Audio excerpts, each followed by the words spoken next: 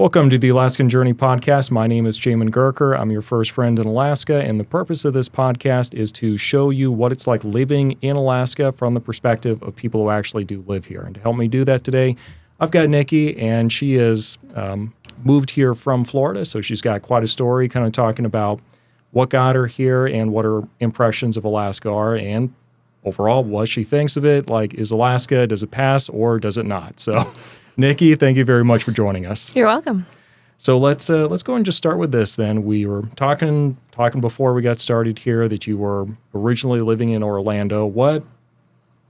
How long were you in Orlando, and what got you thinking about Alaska? Yeah, I was actually born and raised in Central Florida in Winter Park, just outside of Orlando. But I had traveled to Alaska in my 20s, and I was working as a paralegal for about a decade, and then I went into real estate in Florida. But I wanted a grand adventure before I was too old. And I thought, what is the opposite of Florida? And that was Alaska. Kind of just went top shelf in the other direction, huh? Like you could have done like Colorado or Montana, but just went straight to Alaska. Yeah, I mean, I figured it was the exact opposite. And if I was moving that far away from friends and family, I wanted to really have an incredible experience. And Alaska is like Colorado or something, but just on steroids. So that's a good way of putting it. Yeah. What part of Alaska did you visit while you were here? First, the Southeast. And then the second time I visited, I was up here, the Mat-Su Valley and Anchorage and Kenai. And I just really liked Palmer in particular. So when I first moved up, that's where I went to. But I also, what drew me to this area was, being in real estate, it was one of the fastest growing areas of Alaska. And I just thought, oh my God, it'd be so cool just to see all these, cabins and the different like homes on the hillside, and just very different from the cookie cutter neighborhoods in Florida. I mean, everything's like a, on the beach bungalow down in Florida, right? Not in Orlando. It's very landlocked and suburban. Okay, well, Yeah. Fair enough. So how long did you go from thinking about making the move to actually making it happen? Because I talked with a lot of people. For some people, I swear it's like 2 weeks, and they're like in Alaska in the wintertime. Other people, it takes years to make it happen. So for you, where are you on that spectrum? A couple weeks. Okay. Initially, I had spent some time in Phoenix, but I was really trying to get away from the heat and wanted a real change of scenery with snow and different seasons.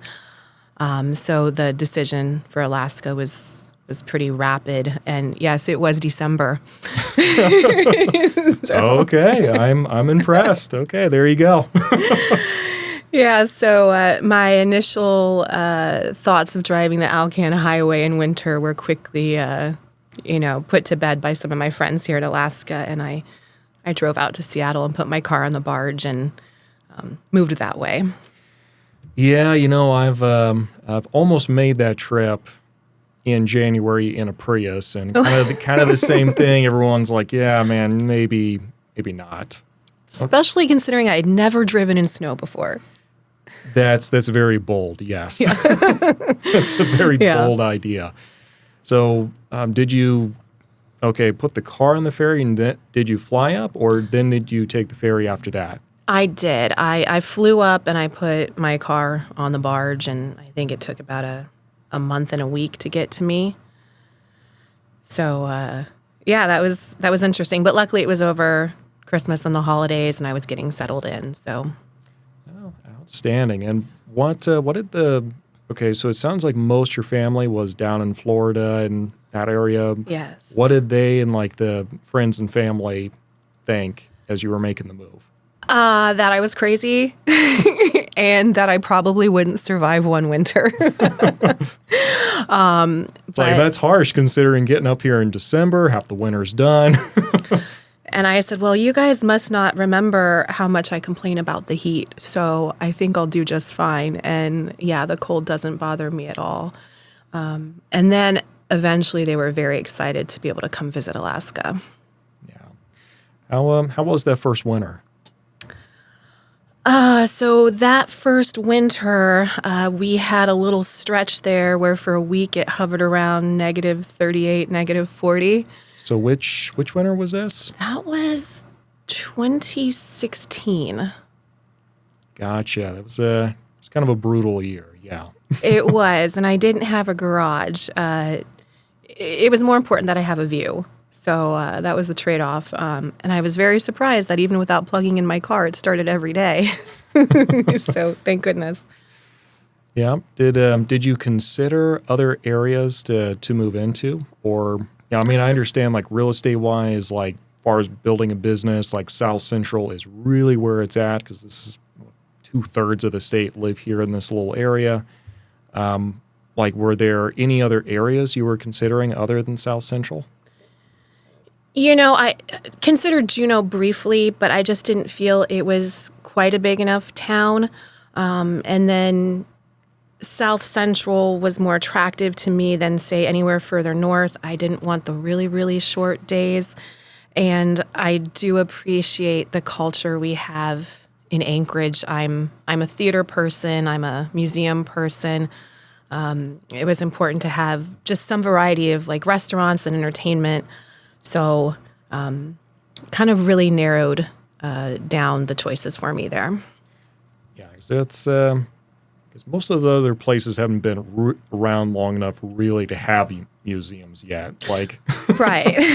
It's like what they're doing now is going to be what's in the museum in the future. So, right. No, that makes sense. Yeah, and I wanted, access to like a performing arts center. I was surprised we have a great opera company here in Anchorage. The Mat-Su Valley actually has a pretty good community theater program, Valley Performing Arts, that I used to be really involved with until I moved to Anchorage. So things like that, having some things to do, there's a lot of that around here that I think most people don't realize is here. Were you, you said you were really involved with the theater and all that. Yeah. Was that just like a part-time thing you would do before? Like what, were you really a spectator? Were you like part of the show? Like what all did you do? So I started doing it again. I hadn't done it in years as a way just to start meeting people in the community and having something to do in winter. So I was participating in a bunch of shows, and then I got involved with their board of directors, and I sat on the board for 6 years just because I'm really passionate about communities having things like that, and not-for-profits should be supported, I think. But yeah, so I was pretty involved and really enjoyed it, and hopefully I will find some time to get involved in Anchorage theater now that I'm here. It's like, did you have any favorite productions that you worked on? Yes, Mamma Mia. Okay. What? The singing and the dancing, those songs were just so fun. So, yeah, that was a blast to do. And our set was gorgeous. It really did look like we were in Greece. And that's quite an accomplishment. Yeah. So what was that first winter like though when you got up here? Like you're here in like December, and I mean it's an especially cold year. Like what was that first winter like for you? Yeah, so my biggest concern and fear actually was driving in the snow, since I hadn't done that before. I got some really good studded tires, and that put me at ease. And I was very glad that most of our roads are not steep inclines. I personally am very glad I didn't pick somewhere to live like on the hillside in Anchorage or Eagle River, just to get familiar with that winter driving. And then I think as Floridians, we're always prepared for like a hurricane, but we don't think about, having extra blankets and things like that in your car or having a shovel in your car. So that was different. And then,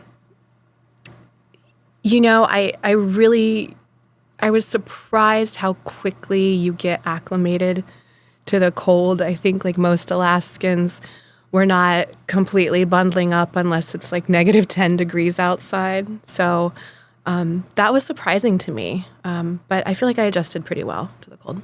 Yeah. What was the darkness like? Because it's not Fairbanks or Barrow where it's just 2 months of darkness, but it's also coming from Florida, like that's a lot of darkness still. So what was that like for you? It is difficult to adjust to, I think, and similarly, people can have a hard time adjusting to the summer daylight. But I found that thinking about how even in the lower 48, if it's December, you're still often going to work in the dark and coming home in the dark during the shortest days, and just reminding myself of that. And then making sure that I did have things to do and was getting out of the house and trying to get some daylight every day. And then I think you just get used to it. And then I think you can also appreciate the coziness of wintertime and sort of allowing that season to just let you take a break and rest. Yeah, because after the summer months, I mean, you're just running and gunning nonstop. And I mean, especially if you're working in real estate, like I feel like you make about 3/4 of your business during like that 3 or 4 months. Right. During the summertime. And after that, I mean, you're just out for the count and looking for anything to kind of slow down with. Yeah. And then I'm not going to lie, I try to go to Florida for about a month every winter. So I like to go right around the darkest time of the year at Christmas now. And that is the right and appropriate time to head down there. So so you got up here, I think it was 2016, if I recall correctly. Yep. And here in 2016, and got a couple years within, 2018 rolled around and you had your first big earthquake. So what was that like? Well, that one was gigantic. So there was a moment of panic where I thought, "Ooh, I might die." A little overreaction. However, yeah, that one was pretty scary. But now that I've gone through that one, sort of like, oh, if it's not a 6, I'm not even, getting up off the couch. And I like to play the game now of guessing what was the magnitude of that earthquake.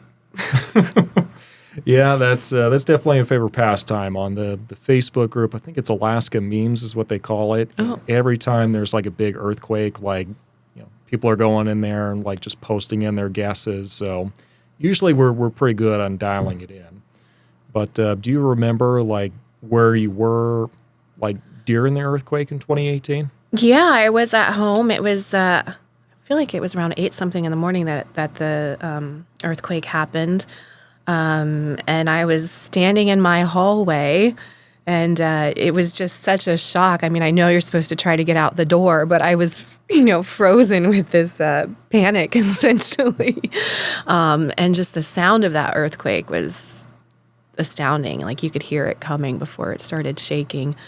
And, yeah, I think that was a scary day. But going forward, I looked at it like, earthquakes of this magnitude are pretty rare, and I thought it was so amazing how little damage our community actually did have, and there weren't significant injuries, there were no deaths, and so I thought, wow, we just went through a massive earthquake that in other countries would have been really devastating, and we made it through just fine. Great building codes, everyone here is super earthquake prepared, so kind of took the fear of earthquakes away. So that was nice in a way. Yeah, well, yeah, for me, it was just, there was kind of the violence of the shake, like mentioned like the sound of it, and that was something else. But for me, it was like the duration. Because, I mean, anyone can like sit there, if it's like 5-minute rumble, it's like, well, that was intense, and go about their day. But this was like nearly a full minute of earth just moving beneath your feet. Yeah. But, luckily the, buildings here are built to kind of withstand that. And if you took a bunch of houses in Florida and plopped them up here during the earthquake, they probably wouldn't do so well. in all fairness, though, like Alaskan homes probably wouldn't do as well if you plop them down in Florida for a hurricane, though. Like, probably get completely curb stomped down there. Yeah, so we have these concrete block homes in Florida from like the 40s and the 50s. We're not seeing a ton of construction like that anymore, but those homes do not go anywhere in hurricanes, but they would not be good to be in an earthquake. Not at all. Yeah, that's fair.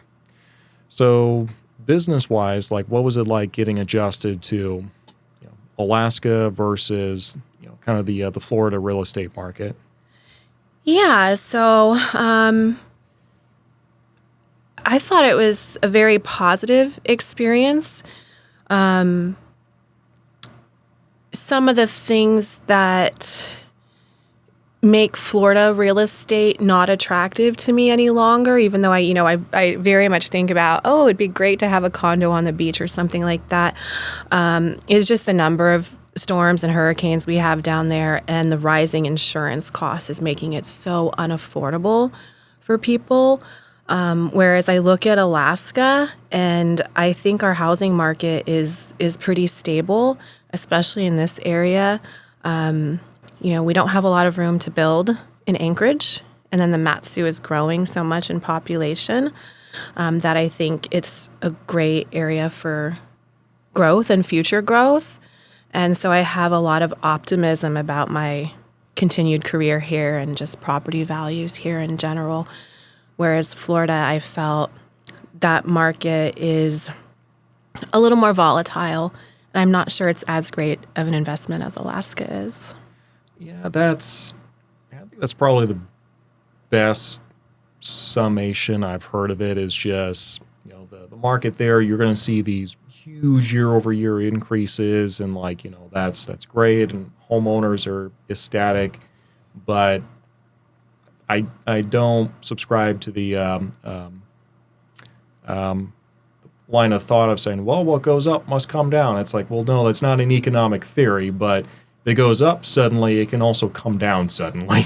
Right. And kind of the good thing about Alaska is at least, it's steady. Like, the most we saw was during the era of COVID, I think the Mat-Su went 9% year-over-year increase, 15% year-over-year, and it was 9% again, and after that it's kind of gone back to 4 or 5%. But yeah, in Florida, I'm not sure if that's considered slow or not.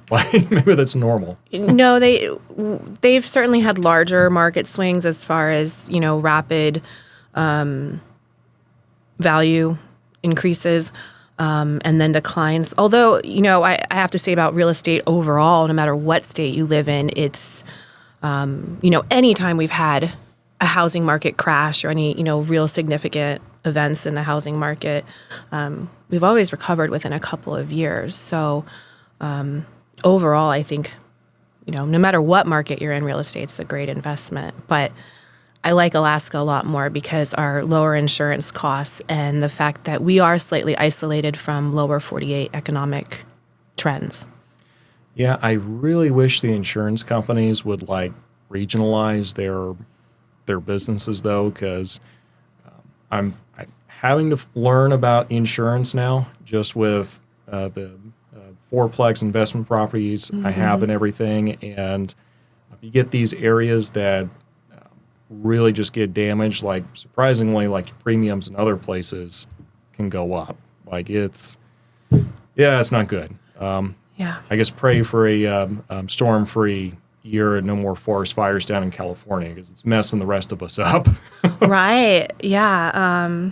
Those storms are definitely driving increases everywhere. But when I see people specifically down in the, Gulf Coast, Atlantic region, the way their premiums have increased is pricing some people out of their homes, even people that have, lived in those homes forever.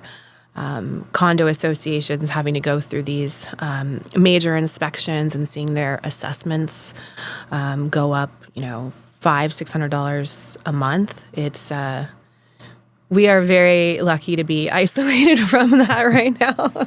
Yeah, because at least up here in Alaska, like the condos are like an affordable asset class. Down in Florida, they're going to be expensive. But then also they had like that condo association building collapse a couple of years ago. Now, anything, I think it's over 2 or 3 stories, like they have to have this big structural assessment done. And that's across the entire state. So it's pretty much got the whole condo association on lock now.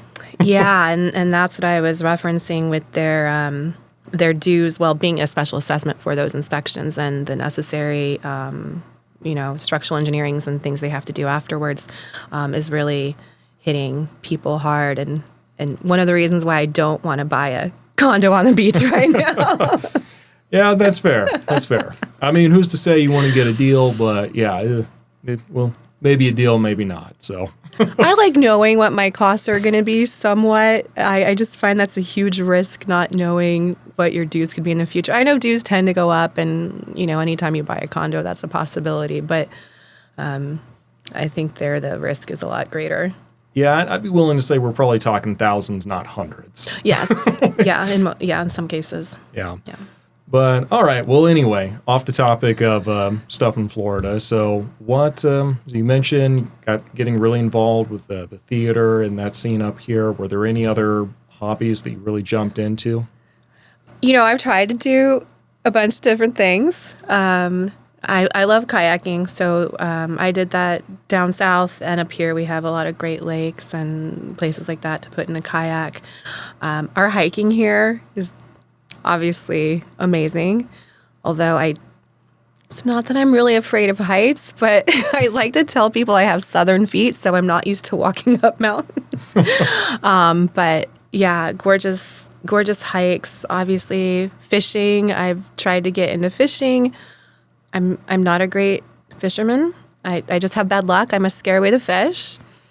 I've tried a little bit of cross-country skiing, which is awesome. I fall a lot, though. On cross-country skis. That's impressive.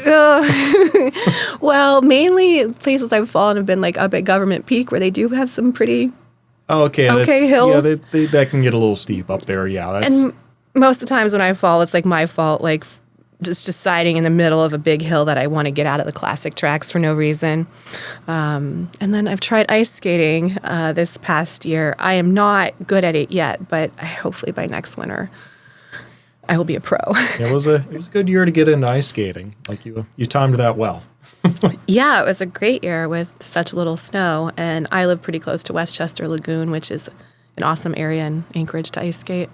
Yeah, like that. I think that was actually the first place I went ice skating to. But wow. Yeah, it was good year to be getting into it. But I went down to a couple different lakes. Like Eklutna Lake was incredible. Like we had that 2 or 3 days where it was just solid 6.5 mile lake and just glassy smooth, cold enough that it was going to freeze, but no snow.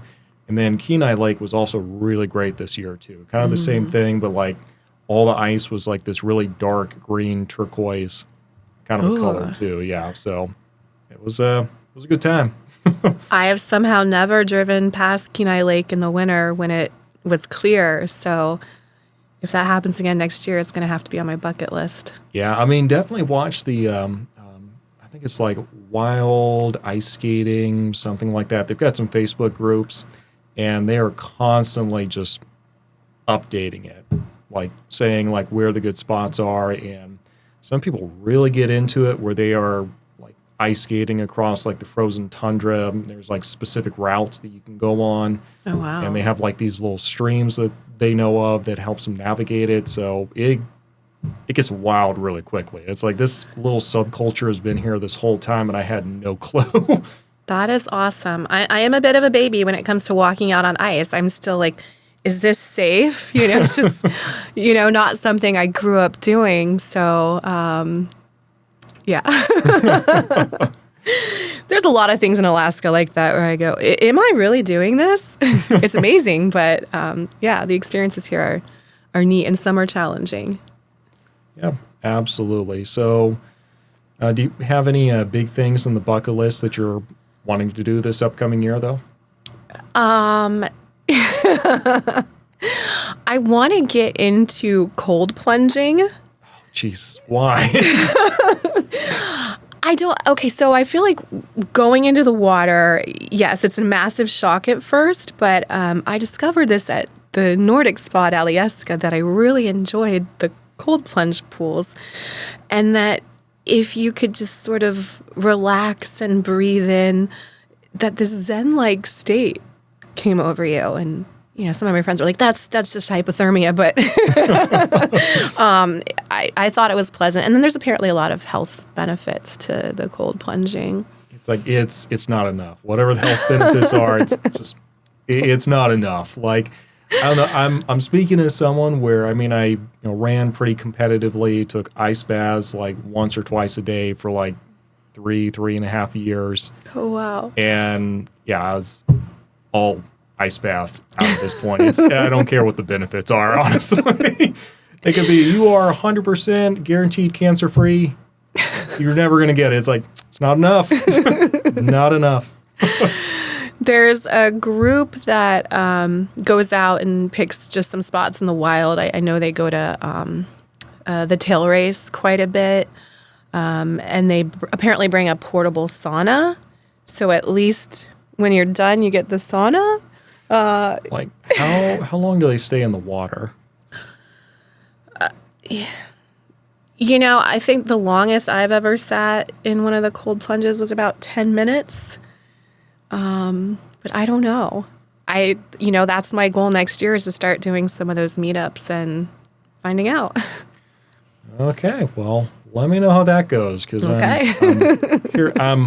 I'm afraid to be curious because I might end up doing it, so I'll tread carefully there, I guess. But I'm curious. Yeah, outstanding. Well, what? So just with the summer being what it is now, do you have any other like big plans, trips, anything like that you're planning on taking, exploring around the state maybe that you're wanting to do? Hopefully do a little camping, do a little fishing, get down to various places in the Kenai every summer. That's important to me.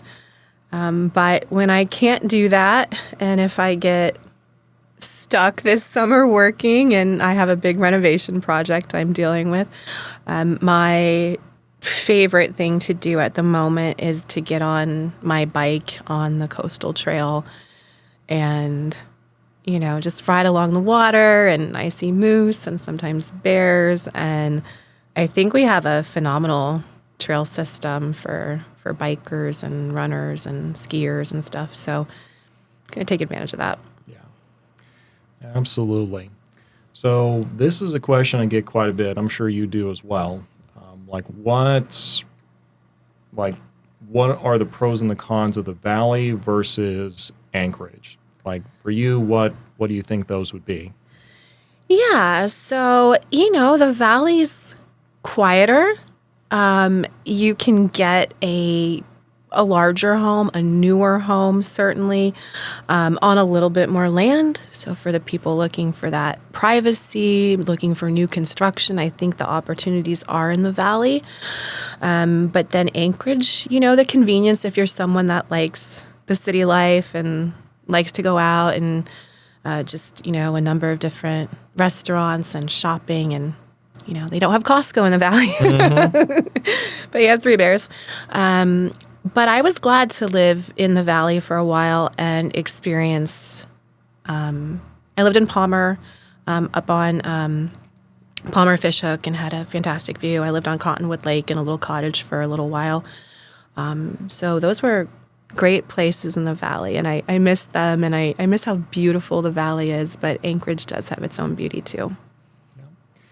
And what would you say are kind of the pros and cons of Anchorage then? It's funny because some people say traffic is a con, but I actually don't think there's a lot of traffic in Anchorage. I think the area around us with the most traffic is the Palmer-Wasilla Highway and the Parks Highway at 5 p.m. But the cons can definitely be finding newer homes that are affordable. Finding homes in general in Anchorage, I think, at least right now, is a little harder than the Valley. And I feel like a con of Anchorage is they are cursed with the split level homes, Yes. which, walking in and going straight up the stairs or straight down the stairs and having nowhere to put your shoes or coats. There's a lot of people that don't like that. But the pros, if you're working here in Anchorage, you don't have to do a commute in winter. And there's great job opportunities here and in the valley. So we definitely need people to move here to fill those those job vacancies in like healthcare and engineering and all that sort of stuff. Absolutely. Which, I mean, if you have kind of a background there, I mean, you're get those folks reaching out and they're like, well, will I have a job? It's like, honestly, the problem is more that you're more likely to get abducted and like being forced to work up here than you being able to find work. Like, and kind of the same, like if you're like in the trades in the valley, like, yeah, you're going to have all the work you can imagine. Yeah. Yeah, all the contractors up here are so busy. I have friends in the lower 48 that are, they have a specialty of some kind, woodworking or plumbing, and I say, you got to move up to Alaska. There's so many opportunities. Absolutely. So just kind of wrapping up here then, across the board, we're talking about just Alaska in general here. Across the board, what would you say are the biggest pros and the biggest cons? And I mean, we don't shy away from the cons here. Viewers here understand like that nothing's perfect, and if it is, it's probably a Pixar movie. So, yeah. What would you say are the pros and cons of living in Alaska? The pros are this is definitely one of the most beautiful states. I don't think anyone can dispute that. I'll be driving and just look over at the mountains and go, I can't believe I live here. And, it's almost a decade later, and I still feel that every single day. I personally love the shift from the darkness to the light. I like seeing the northern lights, and I like, I've started a game of golf at like 10:30 p.m. in summer, so that's amazing. The people in Alaska, I think, are a pro. There's a lot of great people I've met up here, and they're unique. It takes a certain, I think, type of personality to end up staying in Alaska. The cons are, the long winters. They're not going to be for everybody. The darkness isn't going to be for everybody. The summer daylight's not going to be for everybody. And the cost of living. I'm sorry. That's something I did mean to ask too. Like, yeah. So I mean, down in Florida, obviously it's hotter and more intense sunlight, but here it's just 24 hours, it feels like, during the summertime. So is that something that messes you up? Because some people, they can't sleep at all. No, I have blackout shades. It is it is perfectly dark in my bedroom, so I've never had any issues sleeping. I actually like being able to take advantage of that daylight and do as much as you can in the summer. But one thing that I do find interesting is I miss being able to sit out on a warm night in the summer and have it be dark. Mm-hmm. We never get the warm dark in Alaska, so I do feel like a pang of, I don't know, just longing for that. Yeah. What about like lightning storms, storms? Is that something you miss? I do. I miss... I normally say we don't get really heavy rainstorms in Alaska, but I feel like we have lately some pretty heavy rain. But just the sound of, like heavy rain on a roof, and we get these wild storms in Florida almost every afternoon, and the thunder and the typhoons coming in. Yeah. So, I mean, like, the thing is, like, while you're living in it every day down in Florida, you really start to not like those thunderstorms because, you got to run inside, it interrupts your day at the beach, interrupts whatever you're doing outside. And obviously lightning can be dangerous. But it's kind of missing the sound of it. And yeah. Yeah, because that's, you definitely don't get that up here. I think we get 1 or 2 lightning strikes a year for the entire state. So yeah, I think I can remember seeing lightning one time in all the time that I've been here. Oh, really? Yeah, it's a special occurrence if you can see one. Just a couple weeks ago, I was on my balcony and I can see all the way to Wasilla, pretty much across the inlet or the arm, I guess. And I saw a lightning strike over Wasilla.